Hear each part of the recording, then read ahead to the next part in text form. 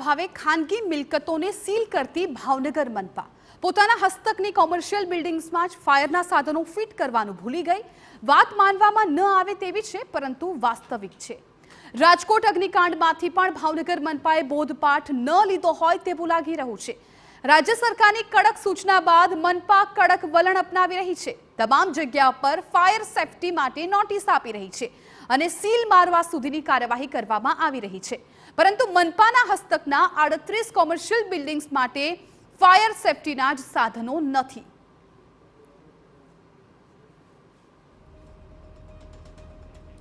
મનપાના હસ્તકના 38 shopping centre છે, જેમાં ફાયર સેફટીના સાધનો ફિટ કરવામાં નથી આવ્યા। ત્યારે વિપક્ષે મનપાની કાર્યવાહી પર સવાલ ઉઠાવ્યા। જો મનપાના જ કોઈ બિલ્ડિંગમાં આગની દુર્ઘટના બનશે તો જવાબદાર કોણ?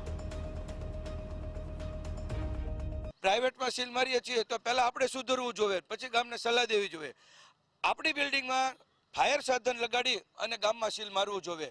ભાવનગરની અંદર મોટી દુર્ઘટના ઘટાય, એમાંય ખાસ કરીને કોર્પોરેશને બનાવેલા બિલ્ડિંગમાં તેના તમામ જવાબદારો 52 નગરસેવક હશે।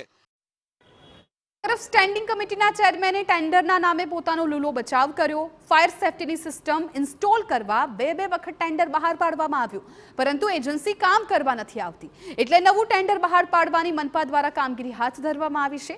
પરંતુ ત્યાં સુધી તો ભાવનગરવાસીઓએ જાતે જ પોતાની સુરક્ષાનું ધ્યાન રાખવું પડશે।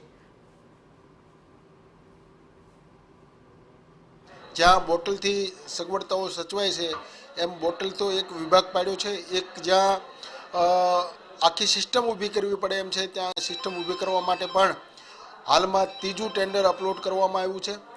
જેવું L1 એજન્સી મળશે એટલે તાત્કાલિક ધોરણે આ કોર્પોરેશનની માલિકીના જે કોમ્પ્લેક્સો છે એમની અંદર ફાયરની સુવિધાઓ ઊભી કરવામાં આવશે।